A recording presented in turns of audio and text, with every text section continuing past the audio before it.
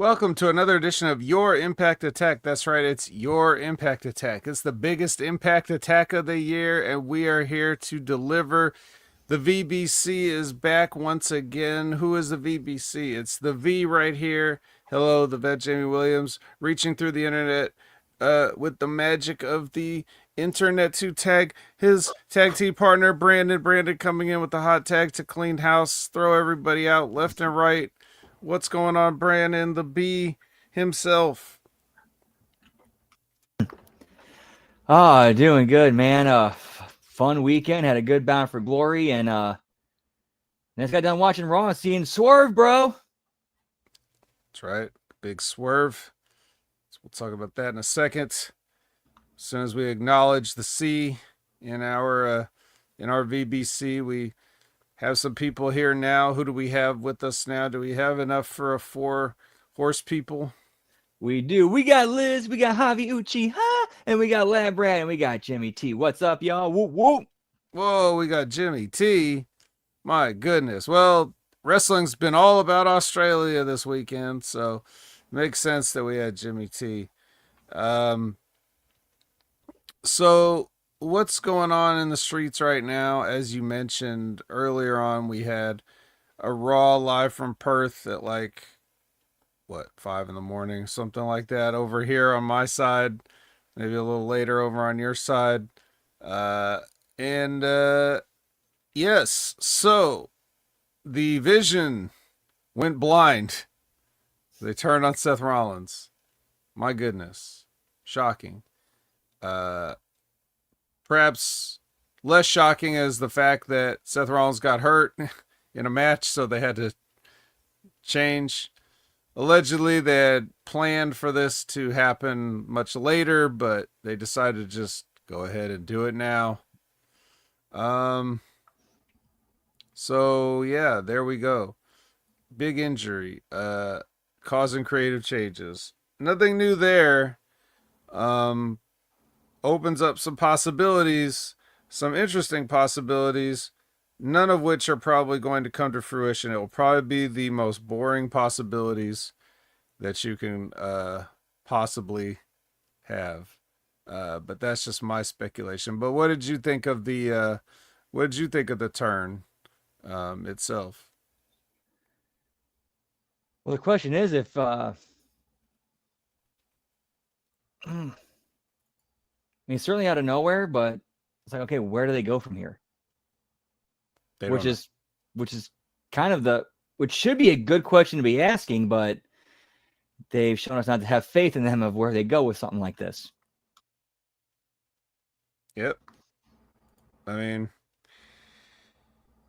there's only so much you can, there's only so many things that you could do, in wrestling, and they don't even do all of those things anymore. It's just very, I don't know, baffling decisions. I was saying that, depending on the severity of the injury, why not just leave the belt on him and not worry about it? I mean, the top guys shouldn't wrestle all the time, so maybe nobody would even know anything was up. But, they went with this, which they still have the problem of, even though they did this, they still have the problem of, well, Seth Rollins is still the champion. So what are they going to do about that? Are they going to actually play into, some more TV with Seth Rollins having to deal with what's happened? Or is it just the laziest shit ever where somebody gets hurt and it's like, well, we got to write them off TV? Yeah, I think it's going to be that. And then we're just going to get weeks of the rest of the Vision doing promos and stuff, trying to make sense out of this thing that they didn't even want to do, or at least didn't want to do it yet. So I'll say this when it comes to writing talent off TV when they're injured. Where would Stone Cold's career have gone if he was written off TV when Owen dropped him on his head, instead of keeping him on TV and finding creative things for him to do? Yeah. Well, unfortunately, that may not be the best example because, I mean, Steve Austin returning from his neck injury too quickly ended up shortening his career in the long term. So, but that's because he just started having matches like nothing was wrong with his neck.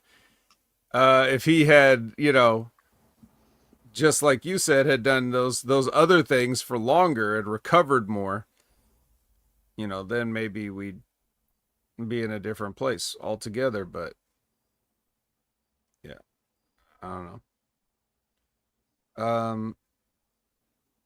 So there you go. That happened. Interestingly enough, in another piece of news, because I didn't see anything necessarily majorly newsworthy as far as everything newsworthy. It seems like is coming out of the results of these shows. So it's like, okay, well, just watch the show then. Don't need to talk about it here, but this is relevant because we got a lot of releases and non-contract renewals lately. And this one was from WWE's Ridge Holland, who announced on Instagram that the company will not be renewing his contract.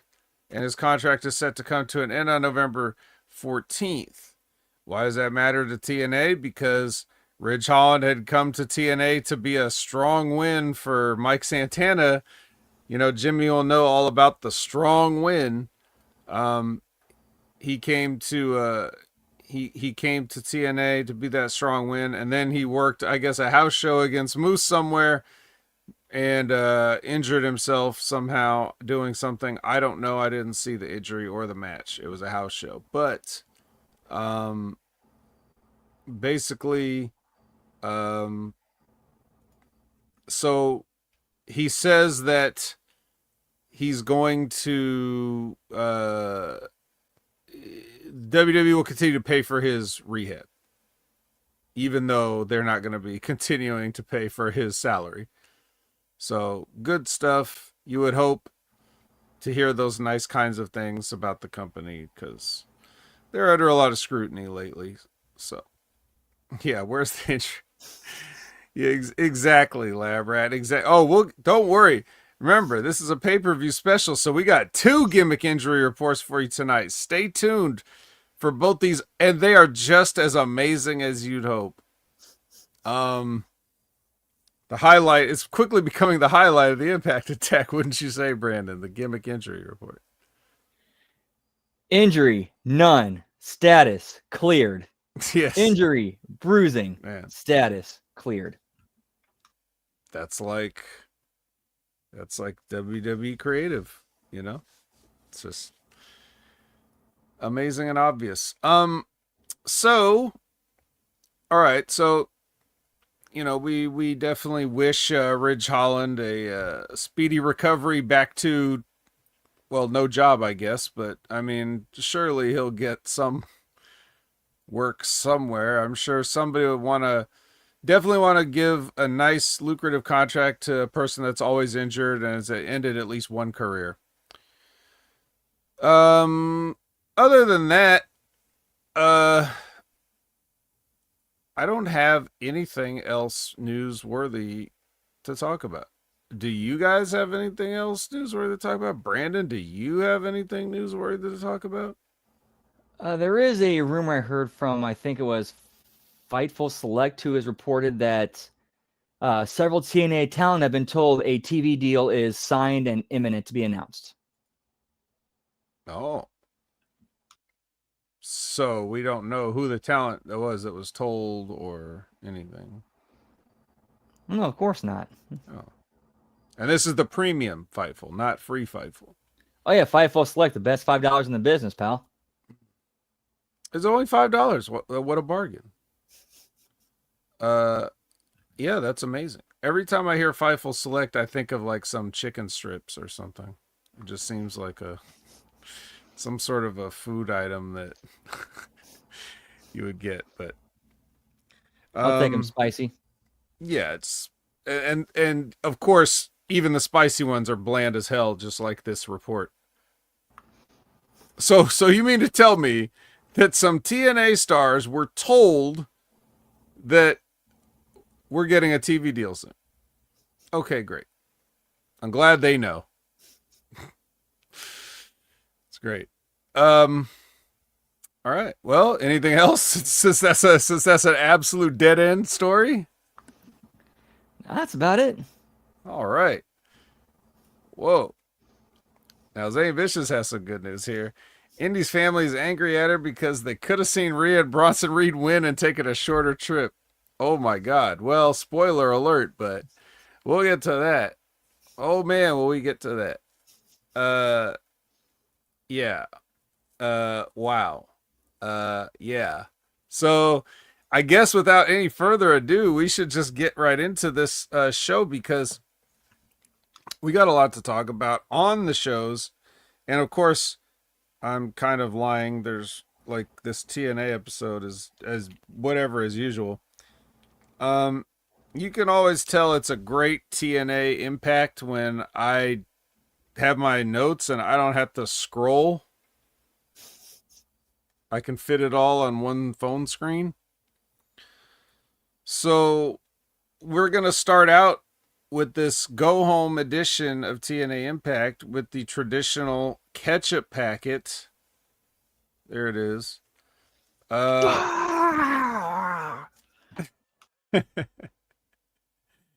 For you Black Sheep fans out there, who always wonder, what are we talking about? Trick Williams. Tricky Williams. Trick NA. Trick is in the ring. He's cutting a promo about, how great he is. Santana's in the crowd, cutting a promo about all the stuff he's done to get there. So it's basically like, I'm going to win. No, I'm going to win. Like, they spend a lot of time getting to that. Just wasting time. Yeah. That's right. I use a teleprompter. You better not type "Go fuck yourself, San Diego" on this thing, because I will read it. So yeah, kind of a nothing promo. It's very much generic water treading here, even though I think Trick Williams is, I absolutely on fire, as much fire as you can be on in a company like TNA or NXT. And then Mike Santana continues to be just the guy they're obviously pushing down your throat. So.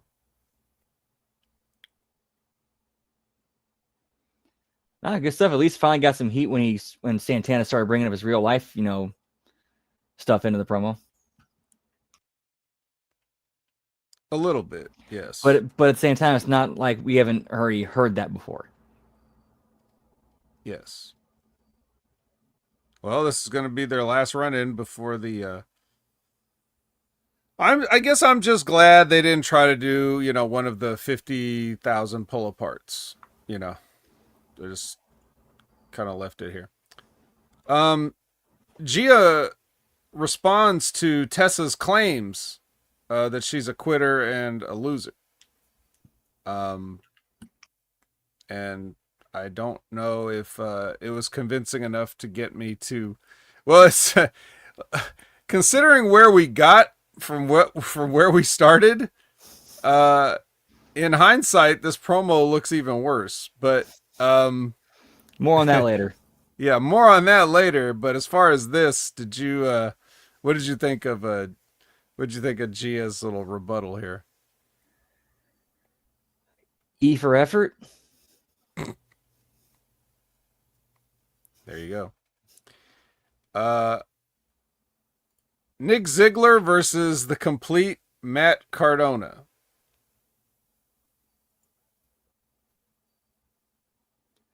It was what it was. At least Nick seems comfortable, or Ryan seems comfortable in his. Wait, was it Ryan or Nick that he wrestled? I forgot. Oh, did I write Nick? It was Ryan. Yeah, at least Ryan seems comfortable, and his guy is like, yeah, I'm Nick's little brother, and I'll at least bust my ass in the spot of being this guy, the goof who puts other people over. Yeah,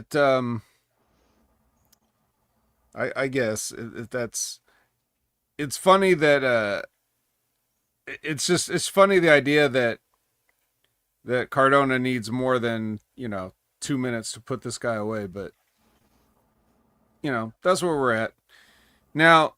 I will say one nice thing here, and that is, so Dolph cheats, right? And he ends up getting ejected, right?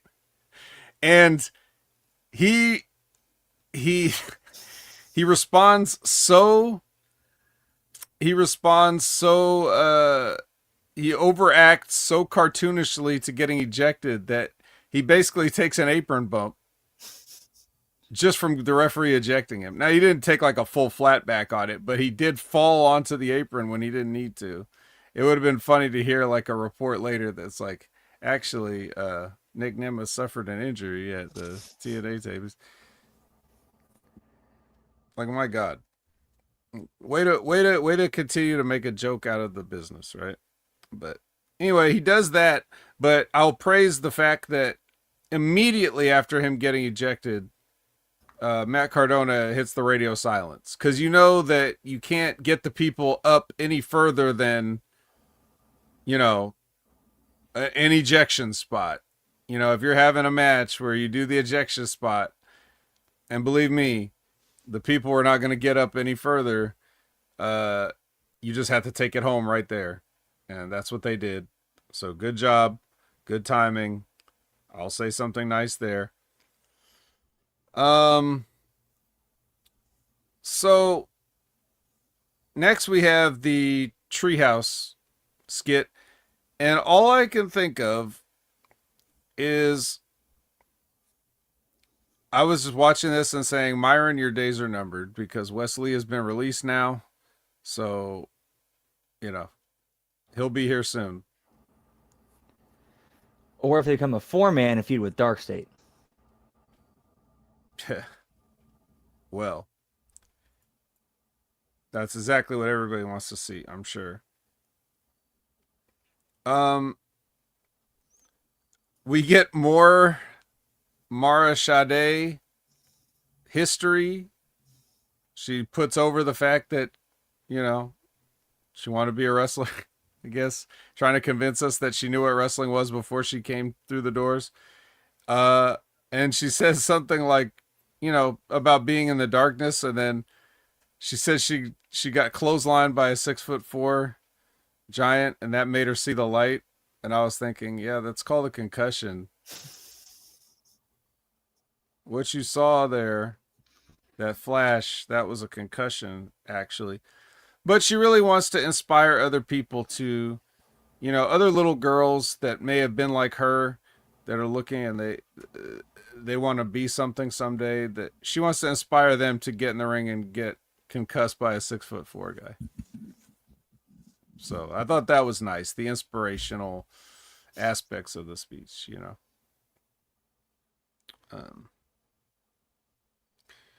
Well, next is JDC versus Mustafa Ali. A little preview of. Now they've already set the advantage for the teams at Hardcore War, so this is just to what? That all important momentum, pal. It's a momentum match. Well, basically what happens here is the Agent Zero, that 6'4" guy, runs wild and hits everybody with stuff, and Ali hits JDC with a 450. But then the system grabs a bunch of weapons and get in the ring and run off Order 4. So system stands tall for now. More on that later. Here's gimmick injury report number 1. Now, you guys will be happy to know that Team 3D, who is semi-retired and hasn't had a match in forever, has no injuries. And they are cleared. Now, to be fair, as the professor will say, to be fair, they did say in this bullshit injury report that Team 3D has been training for this one last table match. I assume by jumping through tables to see if their bodies could still take it. And I guess there were no effects. So that's why they said there was no injury, or why they got a checkup. But Mara Sade has no injuries and is cleared. It's very good. Now, the Inspiration, they do have a little bit of bruising, but they're cleared.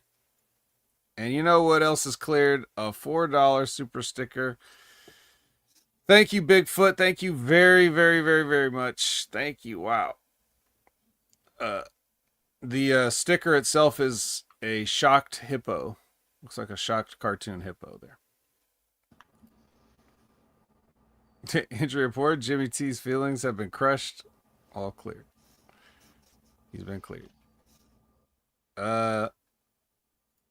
So yeah, everybody's cleared in this injury report. Thanks. I didn't see, the thing about injury report is you should kind of be injured. I think. You know, none of these people were injured. Team 3D was retired. Mara Sade had been wrestling. Inspiration won the Knockouts Tag Team Championships. You know, how about an update on the people that were injured before or are currently injured that we know they're still injured? Yeah, when was the last you heard about Elias, who has a legit torn tricep? Yeah. Well, maybe I can understand why they may not say anything about that, but... Well, if they would have been keeping him as part of the gimmick injury report every single week because his is actually real, that's right. We would have added legitimacy to it. Like, well, whatever didn't get taken away by the no injuries cleared, bruising cleared. Mm-hmm. And don't forget, there's other ones even worse than that. Yeah, like, I'm sorry, like that. I thought that was a missed opportunity. That the gimmick injury report could have been a good device to explain why people are out with real injuries while putting kayfabe ones in there to kind of like, you know, blur the lines a bit. Yeah, but they don't care about it. They just, the only reason they're doing that is because they have a Bioflex sponsorship and they don't know what else to do with it. So they figured that would be good. And now they're just doing that. And they probably don't even, whatever, it doesn't matter. NXT catch-up. We make sure we know what's going on at NXT. And there we are. And then Santino has the Knockouts contract signing with Indy Hartwell and Kalani Jordan. So Indy comes out here and she talks about, well, she basically says the same thing that everybody else is saying. Like, I just heard Mike Santana come out into the audience and say how hard he worked to get to where he is. Then I just saw a vignette with Mara Sade talking about how hard she worked to get where she is. Now I've got Indy coming out here talking about how hard she worked to get where she is, and I'm starting to realize, hey, everybody worked hard to get where they are. You're not special anymore if you say all this stuff.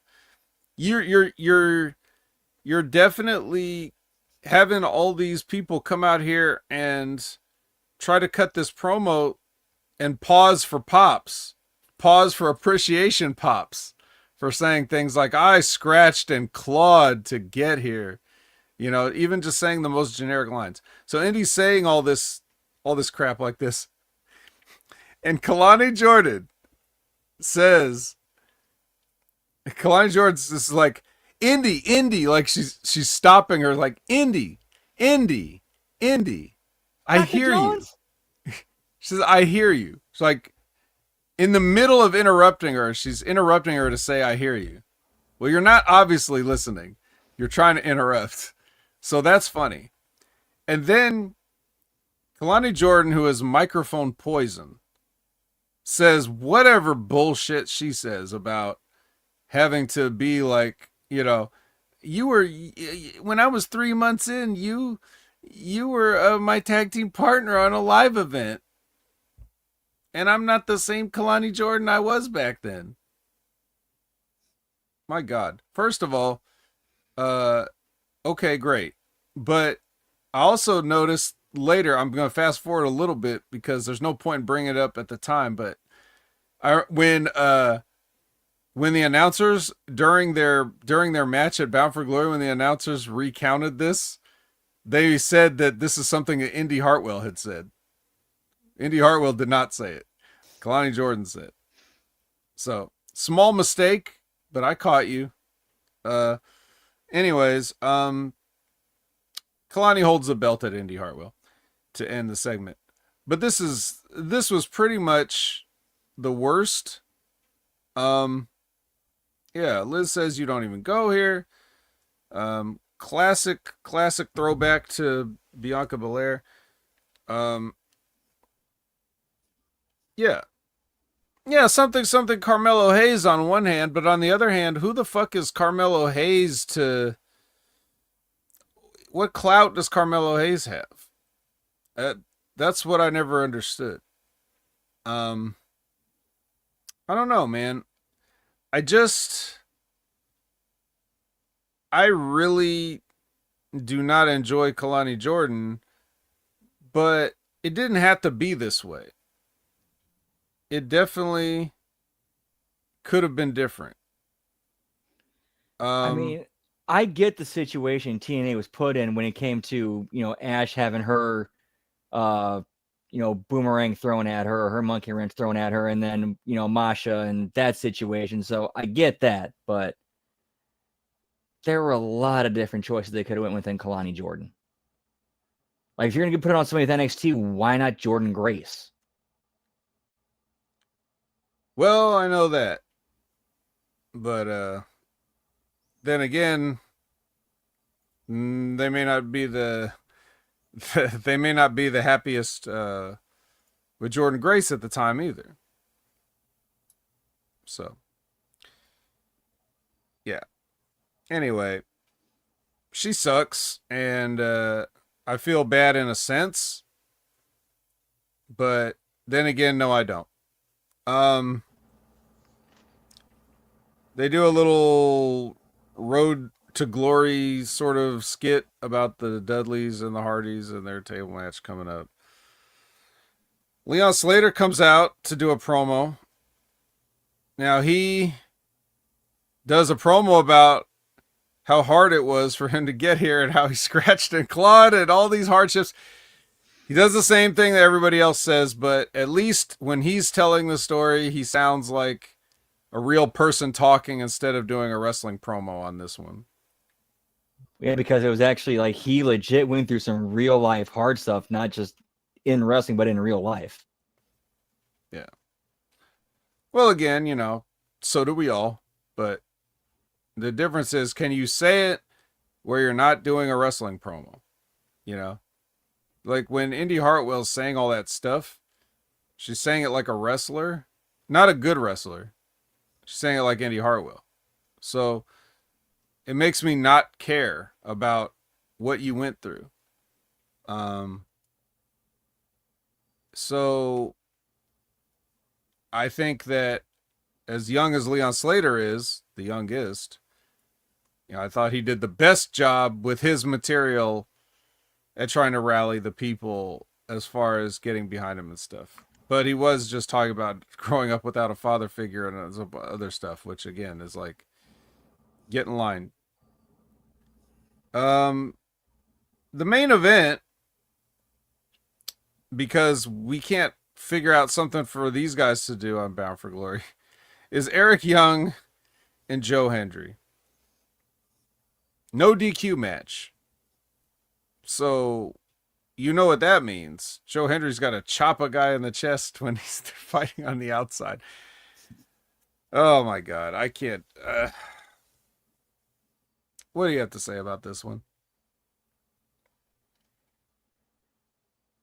This is your go home to Bound for Glory, and you give this much time to one guy who's in this Call Your Shot gauntlet match and one guy who's not even on the show, period. And that's your main event for your go home. Like, what kind of booking is that? Well, I think their booking is that's why they got the time, because they're not going to be on it. And how do you have a Bound for Glory that doesn't have Joe Hendry? You think about where we were last year. Think about where we are now. And how does that... Last year's Bound for Glory, he went over for the belt. That's right. To this year getting left off, but everybody's still trying to convince us that, you know, we still believe. You know, making appearances on NXT or whatever, rumors swirling about him and his contract situation, where he was going to go. I think that's pretty much a foregone conclusion that as soon as his TNA contract's up, he's going to WWE. I think pretty much all parties involved have accepted that inevitability. Yeah, and I wouldn't be happy about any of this. I wouldn't be happy if I was Joe Hendry. I wouldn't be happy if I was WWE. Like, you couldn't figure out something for this. Like, why do we want this guy? What are we getting? You know? Like, dude, they are marks. They're all marks. If you cool off Joe Hendry in a fake wrestling company, the other fake wrestling company is going to see him and think he's cooled off. They're not going to look at it and be like, well, we'll fix this. They're like, damn, look what you sold us a lemon. That's how they are. At least with Jordan Grace, they made her look strong, and then she put over Tessa on the way out. Yeah. But what do we get with that? We got this. We got this Bound for Glory match that we're going to talk about. So I want the dog in 1 sec. All right, I want one person that's not Zane Vicious, because all of his answers are complete sarcastic troll jobs. I want one person to tell me how Tessa Blanchard has done anything, or how they done anything with her since she got to TNA. I want one person to justify having Joe Hendry go from winning the title a year ago at Bound for Glory to being left off Bound for Glory. Sorry about that. No problem. Yeah, I missed that last part completely. I was asking the chat a question. Oh. I was basically saying, can one person tell me how we've made a star out of Tessa Blanchard since she got here, and how Joe Hendry's in a good position after 1 year? Yeah. No, nobody. I mean, yeah, like Tessa went over Jordan. Okay, that was the correct move, and then just went nowhere after that. She did the thing where she attacked Gia, and then has been off TV since the last few weeks. So it's terrible. Anyway, Eric gives Joe Hendry a pile driver on the chair and beats him. So fuck you, Joe Hendry. Again, I even what you're saying as far as like on the way out, that's not business there's no such thing as doing business on the way out anymore. There's no such thing. WWE Unreal is on Netflix. Nobody cares about territory, old, traditions and shit like that. Don't act like they do. Nobody cares. So all you're doing is fucking up your own product. If you're signing Joe Hendry to WWE, and the last thing anybody saw was him lose to a 50-year-old man that never beats anybody and got beat up by his own two skinny disciples or whatever, then yeah, that's exactly who I want. Look real strong, Joe. So stupid. Also, I just want to put a button on this by saying that when they did one more thing trying to convince us that Mike Santana's a main eventer, the voiceover was done by Conan, so that was good. Okay, sorry, Brandon. Go ahead and say what you want to say. Yeah, now if they've done Joe Hendry like they've done like Jordan Grace, then he puts over like Mike Santana in a title defense on the way out. Okay, that's good. That works. Oh, he probably still will. But now because of something like this, it's not going to mean as much. Right. Well, of course you're not going to beat Mike Santana.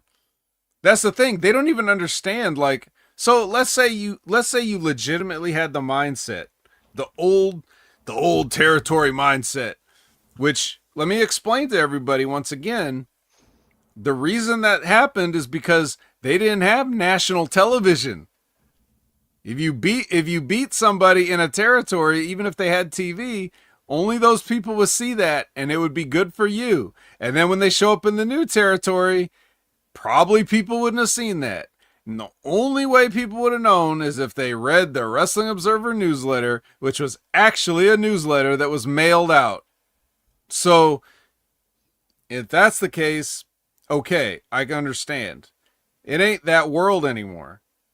It just isn't. You got just as good a chance of people not paying attention or caring what happens in other companies, true. But you don't have to worry about the people that don't care. You have to worry about the people that do care. You have to make your product streamlined so that everybody that follows along with everything can understand it and make sense in that world. So, and also people, if you do debut somebody and they are a new star, and people do become fans and they didn't know what they did before and they go back and they look up what they did before, then you're going to see that kind of stuff. Maybe that doesn't matter either.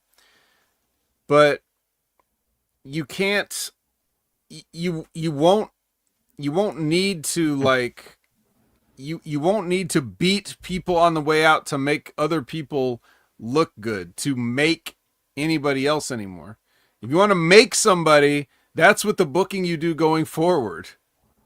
You don't need somebody to do a job for you. And the fact is, the people that watch wrestling long enough, they can feel it in their bones when something like this is going to happen. So like, if this title defense with Mike Santana does happen, there's no doubt anyway, no matter what they did. It wouldn't matter if he squashed Eric Young in 2 seconds. The fact that they see Joe Hendry going into that match, just the fact that Mike Santana just won the championship, subconsciously in their mind, they're going to be like, well, they're not going to take the belt off of Santana so soon. You already know who's going to win.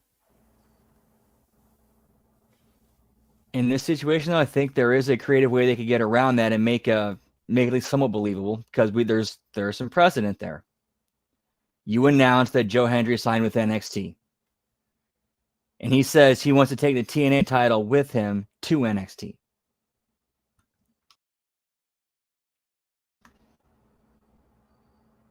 Okay. And we've seen, well, that's now a possibility. We've seen that belt go over to an NXT wrestler, so like it creates at least a little bit of doubt there. Well, that's a good point. But then what they did was they had Eric Young beat him. So, right, that's yeah, that's kind of that's the monkey wrench in that plan. Yeah. So like, hey, I'm excited for Bound for Glory now. I'm sure they'll find something for Joe Hendry on this show, is what I'm thinking. As we move on to Bound for Glory, which we got a nice Hall of Fame where Tracy Brooks was out there. She introduced Tommy Dreamer. Tommy Dreamer and sort of inducts the beautiful people into the thing. They give some nice acceptance speeches. Got some nice Vince Russo thankings here. It's not many people willing to do that these days, but they actually put over a lot of people in that. Like they put over Dutch, they put over Jarrett, they put over, I think, Borash too. Yep. A lot of people were working there and they appreciate it. I always liked the beautiful people. They were always one of my favorite things to watch. So not just for the obvious reasons, but I thought they were good for what they were doing as characters on the show too. I remember on Patreon several years ago, Russo actually put out the ratings data that showed it was the knockouts who were drawing the most eyeballs. Yeah. Back when ratings mattered. Kind of. Gabby introduces Lisa Marie You know, you may know her as Victoria from WWE or whatever they called her in TNA. I already forgot. Tara. Tara. Yeah, because there was a story of the gimmick was she brings a tarantula out with her to the ring, but then it got cut because they had to pay an extra $100 for the handler. The tarantula handler? Yeah. That's fine. Tara. She named herself after the... Okay. So she's out there. She has a speech written, but she crumples up, throws it away. She does a speech from the heart, talking about Mickey James putting her over. Mickey comes out. So it's Mickey James. She's awesome. She thanks everybody again. Everybody. Nice little thing. Nice little Hall of Fame thing. Then we get a match. You get a nice match. Inspiration defends their tag team title against the previous champion, the Elephants brand. Inspiration wins. Nothing fancy. It's a nice way to lead into the show. Anything to add to the Hall of Fame or Elephants brand match? Nah, it was a good way to get everybody hyped up for the show and for people, especially people walking in too. The walk-up business. Hey, what's going on over there? Hall of Fame. One, please. They could have used a few more walk-ups because the hard camp side had a lot of empty seats, which I don't know how they let that happen. I don't know how much this building holds. What was this? The Lowell, Massachusetts, something or other, something. Songa Center, something like that. Songa Center? Okay. Well, yeah, I don't know. It looked like a little bit. It definitely was not a sellout. Definitely not a sellout. But, anyways, national anthem opening up with Burt Macklin versus Frankie Kazarian, and after a match, Burt gets the title back with the KIA. So, what was the point of that title change? What was the point of that title change? I guess you just had to give Frankie Kazarian something for a minute. And I don't know why Burt Macklin has to get it back. Burt Macklin was even mentioned on this previous episode, was he? No, I don't think there's anything hyping up leading into their match.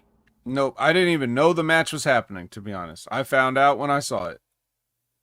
Because I wasn't prepared from the Go Home episode, and I don't remember 2 weeks ago. So I was finding out in real time, hey, I guess they're getting a rematch. Woohoo. And that's how I felt watching it, too. Now, after Burt gets his title back, Gabby Laspisa is with Trick Williams and his lawyer. And this guy's definitely a lawyer. 100%. Trick thinks everyone should be thankful for him. And he also says, it doesn't matter who has the best story. It matters who's best for business. Again, another fire promo, as the kids would say, from Trick Williams.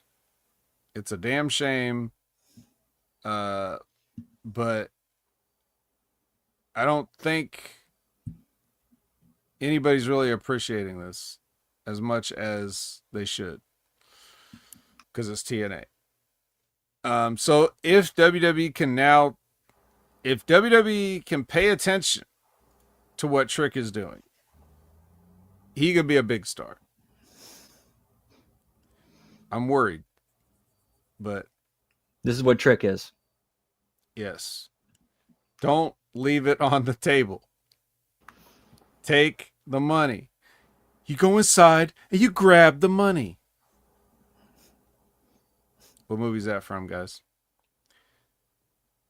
All right. India and Kalana get ready. They're warming up. And now we get our big hyped up match. Tessa Blanchard with Victoria versus Gia Miller with Jody Threat. And Gia comes out with this like, I don't know what I don't know what this was. What would you describe this as if the people didn't see this? Whatever it is, whatever you're picturing in your mind when I said Gia Miller, the announcer, came out to wrestle, whatever popped into your mind, it isn't that. Not that. It's not even that. I don't know what this was. What was this? It looked like she tried to make some sort of vampire queen costume out of a burlap sack. Well, I mean, vampire queen costume, yes. Burlap sack, I could give her a little more credit than that. But yes, it definitely was a Look, something out of Castlevania. Yes. I don't know if this is the down home announcer, look. Trying to go dark or goth. Yes, thank you, Charles. Charles, I don't know, man. Yeah, was she supposed to? You would think, looking at it, it was like epic. It was epic, like an epic attempt. It was not. It did not feel epic. It felt hilarious to me. Is what it felt like. I was just looking at this like, oh my god, she's serious, or is she? It felt like it felt like one of those things where the effort was there, but like just missed the mark badly. Well, speaking of missed the mark badly, the match. Because holy shit, she wrestles like an announcer. Let me ask you a question. What was more embarrassing? Was it more embarrassing? Liz says, as the resident goth girl, she's a vanilla girl pretending on Halloween. What was more embarrassing? Gia Miller wrestling or the fact that Tessa Blanchard needed a roll of quarters to punch this announcer with to beat her? Can I use a lifeline, Regis? Okay, go ahead. All right, I want to pull the crowd. Okay. We're asking how many people? We're asking 8,000 people. Yeah, just it was bad. Dude, this was absolutely terrible, and this made it to their biggest event of the year. And this is probably like nobody. If this was this bad, like if Gia is this bad, there is no chance that ahead of time people wouldn't have known that this would happen. Like I could understand, like, like if you saw Gia training and you saw her like working out some stuff ahead of time and you saw her earlier in the day, going over the match in the ring, maybe a couple spots here and there. If you saw that, and then, she goes out there and like maybe everything doesn't go, it's not exactly how you planned it, but, it's okay. I understand that. But for it to be this bad, they would have there's no way they wouldn't have known. There's no way they wouldn't have known it was going to be the shits. Why would they do this? For who? For what? Ace Austin ain't even here no more. Like, what do they owe her?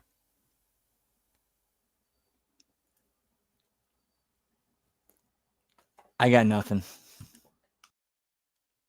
Now I understand there's a reason why she's been an announcer. Because she's probably been trying to do this for years, and people keep saying, well, maybe just hold this. Like they don't want to let her do it. They're saving her from herself. You remember that one? What is that? I forgot the name of that the 80s territory promotion they do every year. There's a year that her and Ace Austin tagged together. Yeah, it was on that, like, wasn't that the she did stuff on the what was that shit called? The provincial, the Canadian fake wrestling thing they do? Yeah, the provincial Canadian, yeah, whatever that was. Whatever that was. We don't even remember. See, great branding, guys. It was amazing. We can't remember what your shit was, your stupid phony parody shit was called. It was like their version of Southpaw. Yeah, Southpaw. So if they you know, when she was doing that, she was bad at it. I didn't say anything at the time because I thought that's the excuse. Like, okay, she can't really wrestle, but she's trained. So they let her do the phony show, you know, just for fun. And that's it. And then if she's bad, it doesn't matter because everybody just thinks, well, it's a goof anyway, so who cares? Yeah, she's just the announcer. She's just having fun. She's doing that thing, which, again, that's assuming that I, you know, approve of that thing anyway, which I don't. I don't approve of that whole thing. But I'm just saying, if that's the place that you're putting Gia Miller to wrestle in, okay, I get it. But this was like an epic debut that was supposed to blow all of our minds. And number one, sorry, she's fat. Okay? You can't be that shape, okay, in the ring. And it shows because when she tried to do that springboard crossbody off the second rope and hit Tessa in the ankles, yeah, there's a reason. You got less air from the from the second rope that you could have gotten on the ground. You would have got more air if you jumped from the ground. And Tessa could have got hurt trying to catch that. Luckily, though, her being the worker that she is, she basically sold it like she got clipped in the ankles and bumped it like that. Yes. You shouldn't be forced to catch a flying cow. Okay? And a bunch of other stuff that sucked. You know, I'm not going to go down the list, but it was bad. And Tessa, as a ring general, shows that you can't get a good match out of anybody. You can't even get basics out of anybody. And it's not even just her messing up stuff. It's just nothing she did look good. You know? Like, even her just grabbing the headlock at the beginning looked like wrestling school practice headlock. She didn't look like there was any. And that was the opening spot, and they messed up the timing of it. They wanted to do oh my God. They wanted to do the old, you know, Jerry Lawler, go ahead, put a headlock on me, Andy Kaufman. You know, I'll let you put a headlock on me. And Tessa was trying to milk it. So, like, when she turned away to be like, you know, to appeal to the crowd and say, you know, she's a chicken or whatever the thing was, Gia just blew the timing on it and just went and grabbed the headlock instead of waiting. You know, she can't. How do you mess up a headlock, Charles? This is how you like this. This is how you mess it up. It was so bad, and I don't have any personal animosity against Gia. I'm just trying to just tell you guys what happened. Because if you guys didn't watch Bound for Glory, and it sounds like some of you might not have, you need to understand how bad this was. I can't gloss over it just by saying, you know, yeah, Gia probably should stick to announcing. I have to make some content out of this to bury her because I need you to know how bad it really was. And now I may have inspired you to actually watch it, which is fine. That's good for them too. But either way, horrible. They should have done this on Victory Road. Because less people there would have been no eyeballs on it. You wouldn't have been able to embarrass yourself in front of as many people. Or Impact. I wouldn't even do that. You gotta pay a premium to see this shit. This kind of entertainment, you can't get that for free, pal. Anyways, so yes, like I said, this terrible fat announcer needed to, who thinks she's a vampire princess. Tessa, the best women's wrestler in the world, needed to punch her in the face with a gimmick to get the win. She couldn't just do it in 2 minutes. So, and I guess I will say one positive thing. Got to be positive, right, Brandon? I'll say one positive thing. When Gia Miller said, "I will fuck you up," she definitely made good on that promise. Now, whether it was to be, how she meant that, like in what context she meant that may have changed, but she delivered. And nothing delivers like a gimmick injury report, guys. Gimmick injury report on the biggest gimmick injury report of the year. Are you ready? Okay. Team 3D and the Hardys. They have no injuries. They're cleared. Joe Hendry. Injury. Questionable. Now, we already went over this the last time they tried this bullshit, where they're just saying words that they've seen on injury reports and don't know what they mean. They said Joe Hendry's injury was questionable.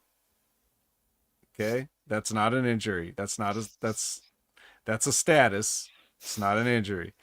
The status is uncertain, which is the same thing as questionable. So you basically had two statuses and no injury. So we don't know why Joe Hendry is injured. We could assume it's from the pile driver on the chair that he got. Say vertebrae, or concussion, something. Concussion, neck injury, something. Questionable. Yeah, it's questionable, all right. Eric Young, on the other hand, just a little bruising. He's cleared. And, of course, the main event, Trick and Santana, they are cleared. No injuries. Which leads us to our Call Your Shot Gauntlet, which, as you know, is sort of a Royal Rumble. And it's intergender. So we're starting out with Lei Ying Lee, who got the unfortunate number one when Mance Warner eliminated her in the Battle Royal thing. And Mara Sade starting out. Then Ryan Ziegler comes out. Then Dolph Ziggler comes out. Oh, how fortunate that the brother tag team came out back to back. Then Cedric Alexander came out. Then Rich Swann came out. Then AJ Francis came out. Then the former Armory guys come out and flip a coin. So they didn't know who was going in when they made the match. And they said, you guys can decide. Okay. Well, that's interesting. Somebody named BDE joined. They assured me he's very popular. I don't know who this is. This is their version of I Show Speed coming in and as some YouTuber. Well, at least this guy is an actual trained worker. Yes, apparently. It doesn't look like he's training in the gym much. No, that was dude, put on some size. Yeah, he made Javon Evans look like, Ridge Holland. But the Rascals don't have to flip a coin at all. They get to go in as a unit. Just all Rascals are one entry. Yeah, they did something on social media where they had Santino explain that. Yeah, I'm sure it was great. Danny Luna comes in next. Eric Young comes in next. Jake Something comes in. Rosemary comes in. Hometown Man comes in. Fucking Zach Clayton, accompanied by Little Guido, comes in. Really, we still have to look at Zach Clayton. Really. Jody Threat is trying to come in, but Kazarian takes her out. the dastardly heel that he is. And then Santino comes out and he's like, what are you doing? And then Kaz pie faces him. And then Kaz just goes in the ring like, I'm just taking Jody Threat's place because, in wrestling, if you take somebody out on their way to the ring, they just get replaced by the person that took them out. Assuming the person that took them out wants to go. We mentioned I Show Speed. In the case of Tozawa, yeah, they didn't want to go in the Rumble, so we needed I Show Speed to go in the Rumble. So Santino gives Frankie the Cobra, and he enters the match at number 18, and then he's immediately eliminated in true Santino fashion. They said 18, but I'm not sure about the count on that. Anyways, don't think about it too much. Cardona comes out. Then Mance Warner is the last person because he got the last spot. He doesn't win. It comes down to Kazarian and Dolph. They do this superplex into the double pin, into the double count, and they're double winners. So they get to argue about who gets to carry the trophy. I don't think I've seen anybody praise this finish. What were you thinking? What was the temperature of the watch along when this happened? Kind of like in what the fuck? Like, how does this finish make any sense? So if one person cashes in, does that mean it's used up? Is it a thing of who uses it first? And they both have access to it, or do they each get their own? Or if Frankie uses his, and then that means his is used up, and then Ziggler gets his. It'd be nice if we had a Fallout show to explain this on instead of some special that should be on their network. Well, obviously nobody knows. This is uncharted territory, man. But I will say that everything that you were just saying, they probably thought the same thing, but in the positive tone. Like, look, we've got all these possibilities. What if one of them uses it and it's used up? What if Yeah, what that's if they both can use it? They're probably excited about the things that they can do with it. Yeah, that's the kind of thing you should have figured out before you execute that, so you know where you're going. I think they did think they knew where they were going. But I don't have any faith in the destination. So anyway, that happened. And like I said, I don't think people were happy. Now, speaking of not happy, Knockouts Championship match. Indy Hartwell versus Kalani Jordan. Indy's family's there. And like she said on the Go Home show, first of all, she's had a lot of hardships and she's clawed and scratched her way to be there. But also, her family clawed and scratched their way through a 29-hour flight or whatever it was to be there. And she definitely was not going to have her family fly all that way out there to see her lose. Or did they? Or did they? Because guess what? They did not pull the trigger on Indy Hartwell.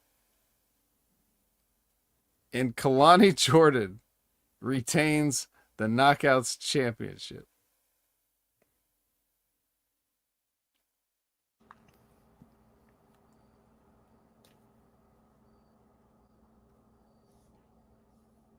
I mean, yeah, we can say all the criticisms about Indy, but dude, Kalani's more stale and has no charisma. Yeah, did you see that promo from the previous Thursday? Yeah, that was bad. I'm sorry, Charles. Nothing can help Kalani Jordan.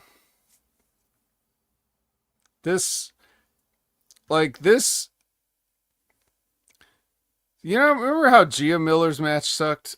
This sucked in a different way. Because it was like just the phoniest, like nothing. I think the word is believability. Like again, if you're just looking at Gia Miller, it's like, okay, that's so far out of the realm of believability. We don't even think about that.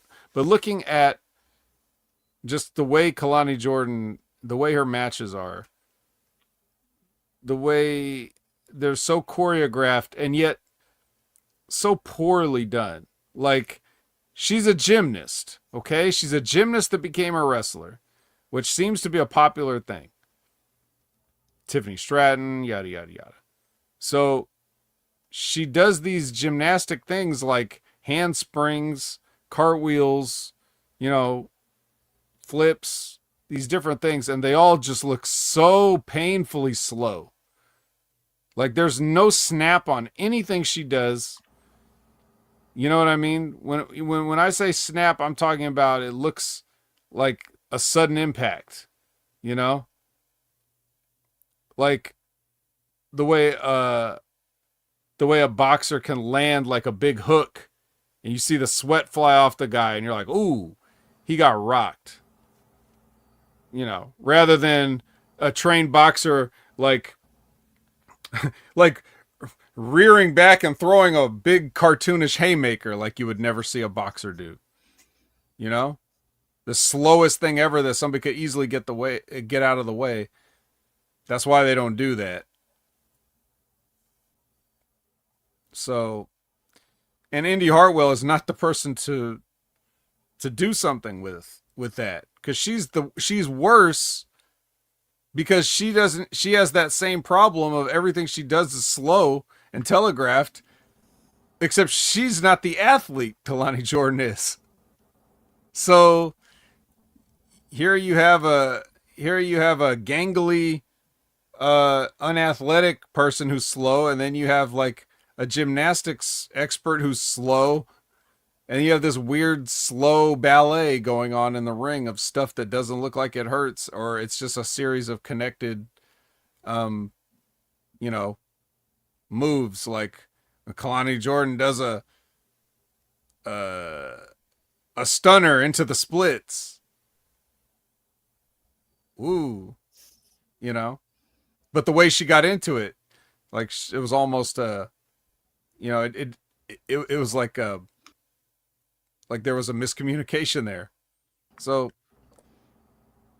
just not a good match, but who even cares about that? It's just the idea of it's just more of like a fuck you from NXT and WWE to just be like, yeah, she's gonna be your champion, and she gets no reactions. Like it's not like the roof is coming off the place.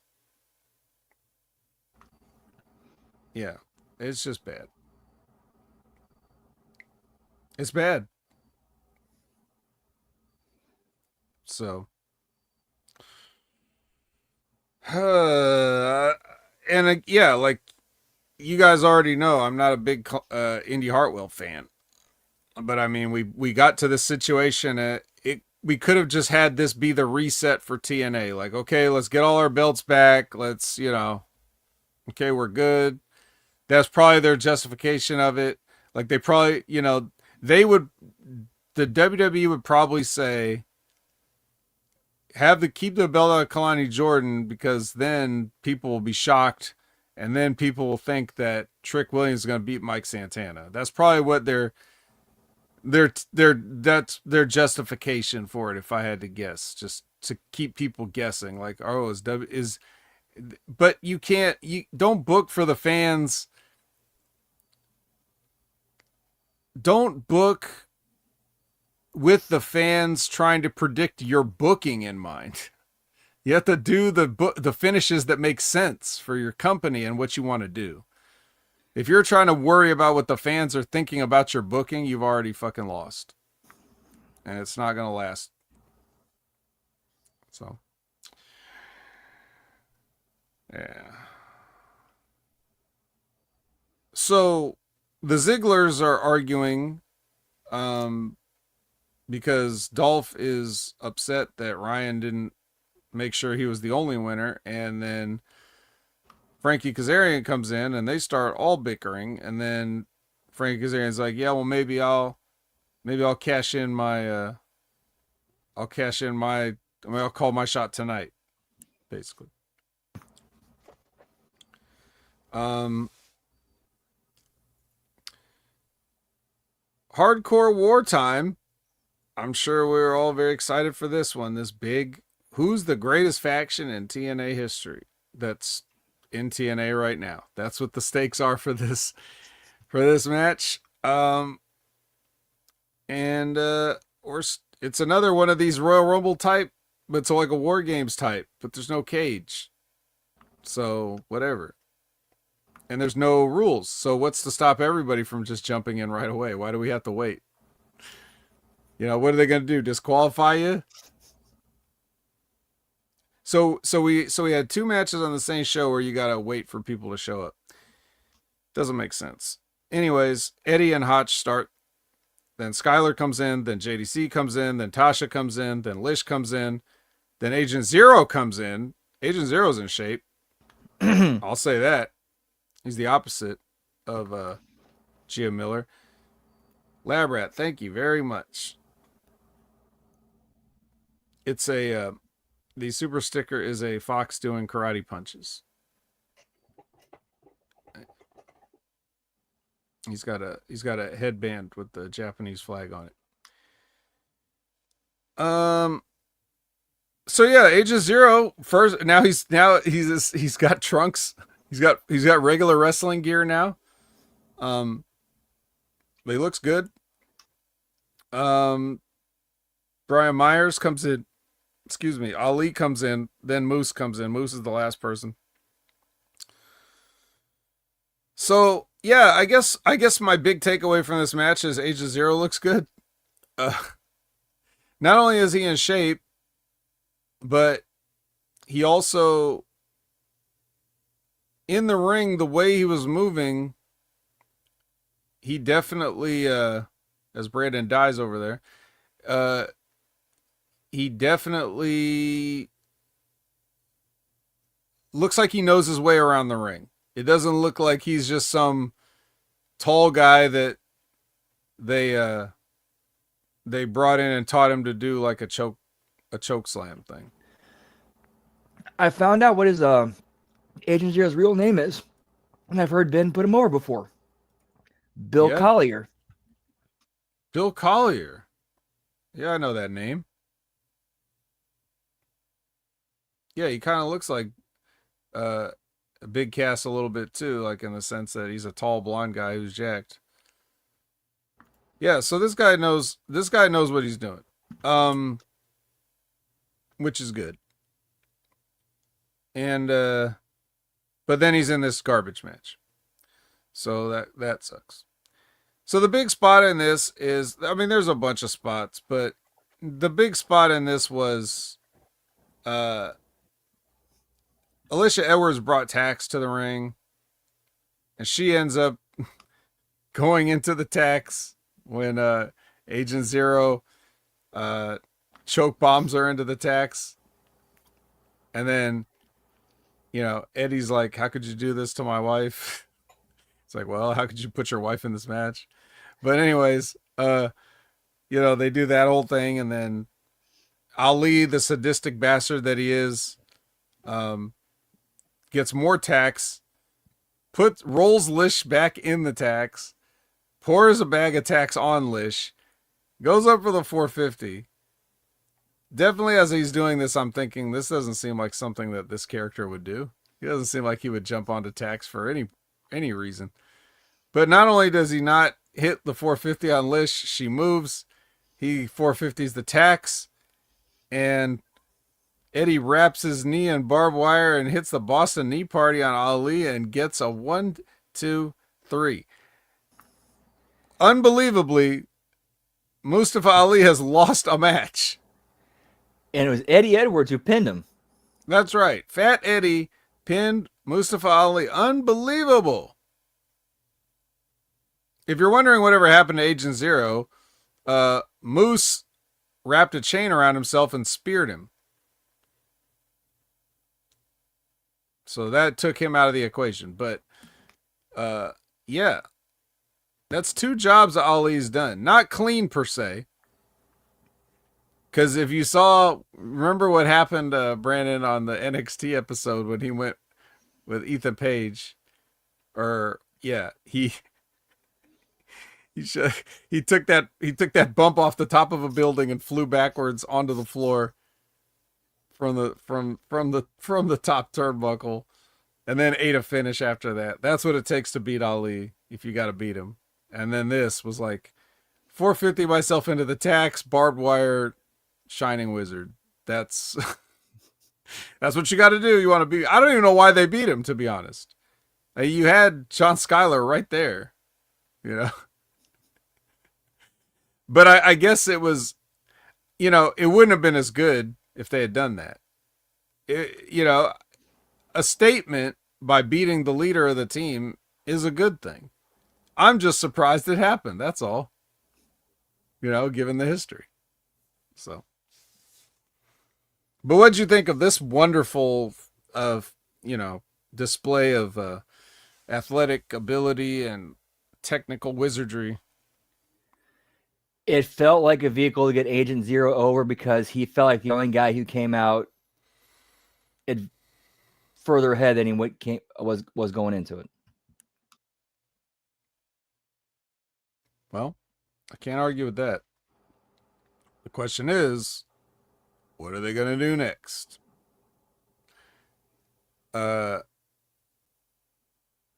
Well, what they did next on Bound for Glory is they did Javon Evans versus Leon Slater for the X Division Championship. Now, I have some things to say about this, but not so much the match. The match was the match. This is the kind of match you would expect these guys have. I will say they do better than some other people did. Like in terms of when you get 2 guys that are known for being high flyers. Sometimes it can get a little indulgent. These guys don't mind selling a little bit. Right. And they'll actually have spots in the match where they tone it down and do actual wrestling and psychology. Yeah. So I think in this case, this type of wrestling is in good hands with these guys. Certainly the crowd was into it. They were into it before anything happened. A lot of times when you have a match where it's going to be a spot fest, the people are like, we're going to wait till you get us into it. This one, they were just doing the standing in each other's corner, standing in the opposite corner, and the crowd was coming up. Because they really wanted to see this. And this being TNA and Bound for Glory and people buying tickets, I can imagine that they were anticipating that this is TNA. This is going to be the most TNA thing that they would see. If you had nostalgic fans that remember the origins of the X Division, all those classic battles that those wrestlers had, this is probably the closest thing you're going to get to that, if not a new evolution of that. So that's probably my guess as to why they were so hyped up for it. But they definitely stayed hyped throughout the whole thing. These guys kept them into it and delivered. Unfortunately, the finish of the match, if you could call it that, well, it's one thing if you have a bad finish to a match. It's one thing if you fuck the match finish 2 times. You don't normally get a second chance to fuck up the match, and they definitely did. We'll get to that in a second. First, your impressions of these guys and, everything I said about them being like TNA, the quintessential TNA experience. Yeah, this felt like a classic X Division match where it just pulled from everything. You had the high flying and the spot fest, but they toned it down and actually worked, wrestled, and did psychology in the middle of it. Yep. And definitely, as hot as the crowd was, they decided that this match was a time limit draw. Now, here's the weird part about that. When this happened, they were both on the outside. They had been fighting on the outside and doing stuff for quite a while. So at first, I thought Mackenzie misannounced the finish. Like, I thought she meant to say it was a double count out because they've both been outside for so long. If you're doing a time limit finish, you have to let people know you're doing a time limit finish. First of all, you have to let them know there's a time limit because none of these matches ever feel like they have a time limit. Second of all, you normally do the, 5 minutes remaining thing. And plus, did they do that? They did. Or no, they did not. No, they did not. But yeah, if you're going to do we're going to do 5 more minutes, you have to establish the time limit and the count and that 5-minute countdown, the 2-minute warning, the 1 minute, the 30 seconds leading up to it to build to that. Yeah. And the reason they don't do that is because if you do that, everybody knows where you're going with the finish. However, if you did that for every match, no matter what the finish was, then nobody would know when that finish is coming. Right? So it's like the opposite of a speed match. Like, just you educate the people that there's time limits. Normal matches have a 20-minute time limit. Championship matches have a 60-minute time limit. You do those two things. That way, anytime you get close, like most championship matches are never going to get close to 60 minutes, but you tell them that it's 60 minutes. And if it goes 30 minutes, you can say 30 minutes gone, 30 minutes remaining, and then they could go home in 2 minutes and have a 32-minute match. And you do that enough times, people aren't going to know when you're going to do a draw. You won't know. Now, Labrat has a good question. Why'd they do this when it was just going to be a no disqualification anyways? Well, I'm getting to that. Because I said they fucked up the finish twice. They did a bad finish here. What they should have done was a double count out. Right? Because they were both fighting outside for so long. And you didn't establish time limits. And your finish doesn't matter anyway. Because Santino's going to come out and say 5 more minutes. Right? So whether that's a DQ or not a DQ, whether that's a count out, whether that's a time limit expired, you get to the same place. But I just think it's the worst option. So double count out, do a double count out instead. But like Labrat's saying, it doesn't matter because they go and they start the 5 more minutes, then be right lights back. Go out. It's gonna be a scream, baby. Lights go out and we get Dark State. So Dark State, who I guess has some issues with these guys, they come in and commit the anarchy that they always do. Even though, like I pointed out, the last time they were in a tag team match against the Hardys, when the referee told 2 of them, hey, you guys have to go to the back, they just did it. Some anarchists they are. So yeah, so they come in and ruin this match. And somehow, that's okay. Santino didn't want to let a time limit thing go, because we have a strict time limit on this show. But Dark State comes in, jumps everybody, and I guess we are done. I guess we're cool with that. It's I'm not saying you got to give the people a finish. If you didn't want to beat Javon Evans for whatever reason, which I don't see why you can't. He's not in a position of where he's unbeatable. I don't know why you can't beat Javon Evans, but if that's really the dickishness that you want to do, then okay, but there's other ways to go about it. And nobody's happy about this. It's not like any angle they do is going to matter. Or they're going to tag team against Dark State, and then what? two more members of Dark State have to leave and follow the rules? Like, what is this even?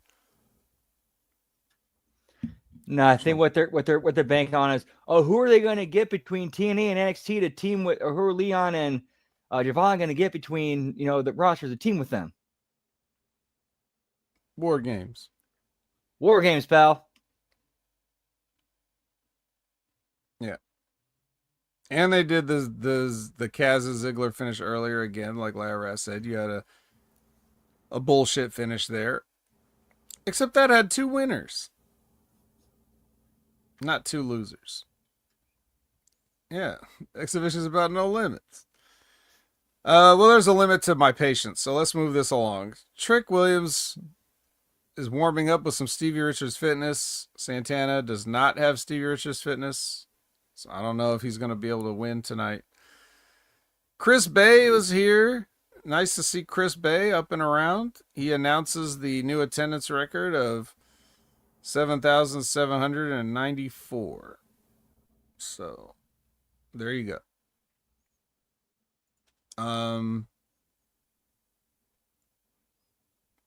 Next is okay. Well, I guess this was probably like what a lot of people were looking forward to. It's the Team 3D, the Dudleys, with a special Spike Dudley appearance. Versus the Hardys with nobody else. No Lita, no nothing. Although to be fair, with the history, Lita would have been a little bit weird. It's ancient history now. Everybody's moved on. It's fine. Yeah, I think it might have been more for Lita's safety from Rebby. Should be all right. Well, anyway, there was only one outcome of this match. So regardless of whatever you thought was going to happen, we knew what was going to happen at the end. So that definitely happened. But I don't know. How did you feel about... I predicted tragedy, but how did you feel about how the match came off? Considering these guys are very, very, very far past their prime. This honestly is probably one of the better possible outcomes we could have gotten. Easily, because especially the spot with Jeff trying to recreate that spot from Royal Rumble 2000 with the ladder. And if we're trying to protect Devon, he almost killed himself. Mm-hmm. Yeah, I guess it worked out. I watched that. They showed that replay several times, and I'm still not sure exactly what happened. It looked like Jeff got no jump at all from that somersault. It looked like he just kind of just tumbled off and just, yeah. Yeah. Yeah. Well, here's what I did notice. There's a reason. The reason why people do matches like this, whether it's table matches, hardcore matches, the reason that these things were so popular at a certain point is because guys don't know how to work or they can't go anymore. So it's easy to hit somebody with a cookie sheet in ECW when you don't have anything left, but Paul Heyman wants to get something out of you, So it's there to disguise your weaknesses. And that's so much more evident because what these guys were doing here, there was no semblance of like real athleticism. It just looked like guys fighting around and, breaking furniture and stuff. So it wasn't as embarrassing as, say, when the Hardys got in the ring with Dark State on NXT to win the NXT championships, and it looked like absolutely horrible because they had to like actually do a normal wrestling match, to have to move at the speed of, or try to move at the speed of current, contemporary wrestlers and stuff, when you have bad knees and bad backs and bad everything. You don't see that as much with this.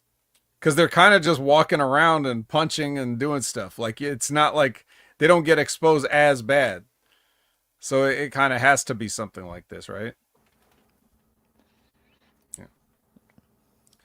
Um, but anyway, of course the Hardys win because they have to, because the Dudleys ain't gonna continue on with championships.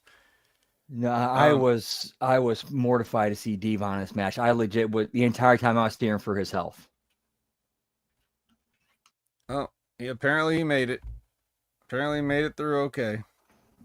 And at the end, the Dudleys took off their boots in the ring and gave them to the Hardys, and there were hugs all around, and everybody was having a nice emotional moment. Not gonna shit on that moment because there definitely was probably some real emotion there. So, nice that they had their moment. Too bad, I guess it had to be the path getting there was rough. A little bit rough. I was also thinking of how, I just went back to thinking about the empty seats on the hard cam side. But, oh well. What can you do? I'll tell you what we could do. We could go to the main event. Can Mike Santana defeat WWE's thumb? Basically. Conan's here. Conan's here. Yep. And Trick is here with his lawyer. His lawyer's here. All right. So they had the match. Look, these guys had to follow everything. And once again, I have to praise Trick because he's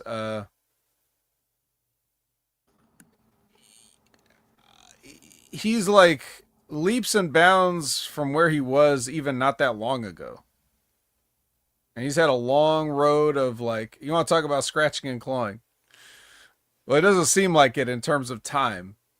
But going from like a comedic heel sidekick to having to stand on your own as a babyface champion that is kind of like, I don't know, it felt unearned a little bit.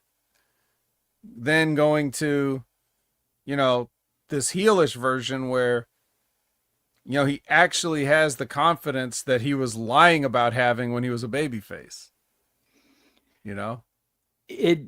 I think what happened, this is my opinion, I think what happened was he recognized him getting the TNA belt and kind of being the guy to go across two brands.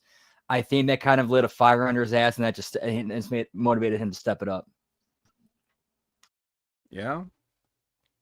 Well, I don't know. That sounds good to say, but there's a lot of guys that have fires lit under their asses and they try to step it up and they're just not that good.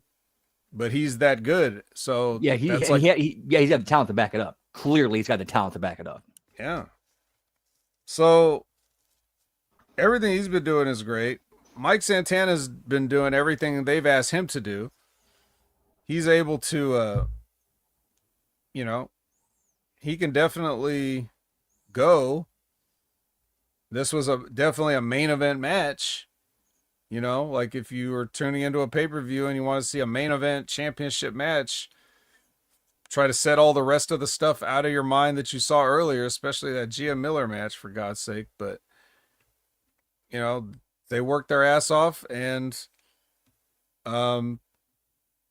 pretty much without too many shenanigans, Mike Santana is able to hit the spin the block and get his belt finally. Finally the TNA champion. But then Dolph comes and he like tries to cash in his trophy, and then the lights go out, and then you hear the guitar. Yep.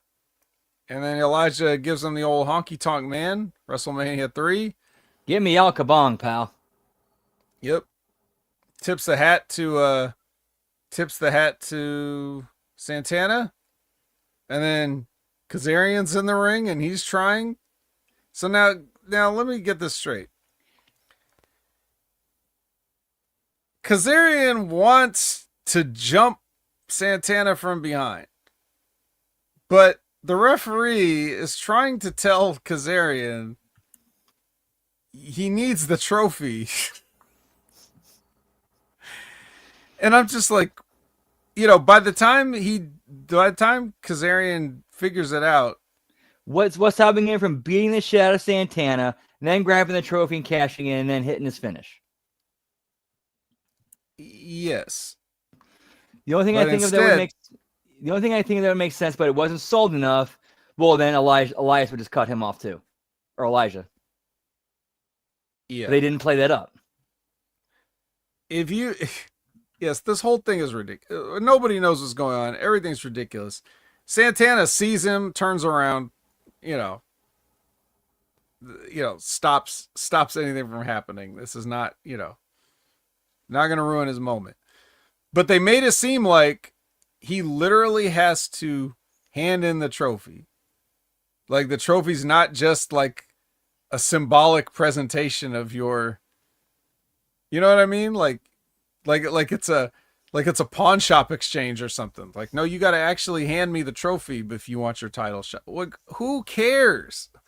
Why does that matter? Just this kind of dumb shit is just, you want me to take all this shit seriously? You got, because after this, you're going to have, Mike Santana and his daughter comes in the ring and, a nice family hug and he gives her the belt and all this stuff. And we have a nice way to end the show. And you want us to take that real emotion and that we definitely know the journey he's been on because they've been beating us over the head with it for weeks and months. But right before this emotional moment, you had this cartoon bullshit with this fucking shitty trophy. You know what I mean? Like we just, you're mixing these two, this oil and water in this world. It just doesn't, it doesn't work. It doesn't work. So. Yeah, if you're gonna do the cash-in thing, you have either Nick or Kazarian run out, and then Elijah cuts them off. And then you do the thing with the daughter. Well, he did. That's what they did do. Well, executed way better than they did it. Yeah. Well, yeah. They had a Kazarian thing in there too. This cartoonish bullshit. It's just the idea of like, I gotta give you the trophy. That's so stupid. And also, to your point earlier, they don't even establish what happens when two people simultaneously win this thing. So how is the referee with any authority going to tell Frankie Kazarian what he can and can't do as far as cashing in? Yeah, it's like, where's the other guy who won this? Like, what's his decision? Like, it's a 50-50 partnership here. Like, I haven't been told anything. Yeah. Shouldn't both the referees had to have a discussion about who gets to cash in? Like, whatever, man. Fuck it. This company's a joke. Whatever. Doesn't matter. It doesn't matter. It's a joke. They had empty seats on the hard camp side. All right. It's a joke. So there you go. Bound for Glory. Was it glorious? I don't know. Overall, I thought it was, I'd give it a B, B minus, C plus. Semi-glorious? Give me a semi, pal. But yeah, like Frankie's gonna need to carry a chocolate trophy. The dumb shit really carried it. Did drag it down a little bit. You basically had a normal match to start, okay, with Kazarian and Burt, okay, that nobody asked for, and that was just so that when Frankie did the call your shot thing, that gave him a reason. Okay. After that, it was a series of mishaps. I mean, you had Gia Miller's abomination of a match. You had uh the gimmick injury report. You had the call your shot gauntlet with a dumb finish that people didn't like. You had Kalani Jordan getting booked to win, which people didn't like. You had a hardcore war, which, I mean, it was what it was. But then you also had Javon Evans and Leon Slater tried to deliver a classic, and then they fucked up that finish 2 times. Match shouldn't have 2 finishes, but somehow you gave it 2 finishes and you fucked both of them. You know, the Dudleys versus Hardys, that was fine for what it was. It compared to some of the other shit on this show, that was less offensive than anything else. It was better than I thought it was going to be. And then you have a nice moment at the end here where the payoff is finally, it finally happens, and then you just throw in a little Keystone Cops at the end just to, I don't know, just to make sure everybody doesn't think that this is good. Hey, in case you guys were enjoying this too much, in case you guys were enjoying the moment, let's have the Ziggler brothers come out and get hit with the guitar. Fuck out of here, man. Choke on that, slap nuts. How many kickouts total? Nobody knows, Charles. They haven't invented a number that high.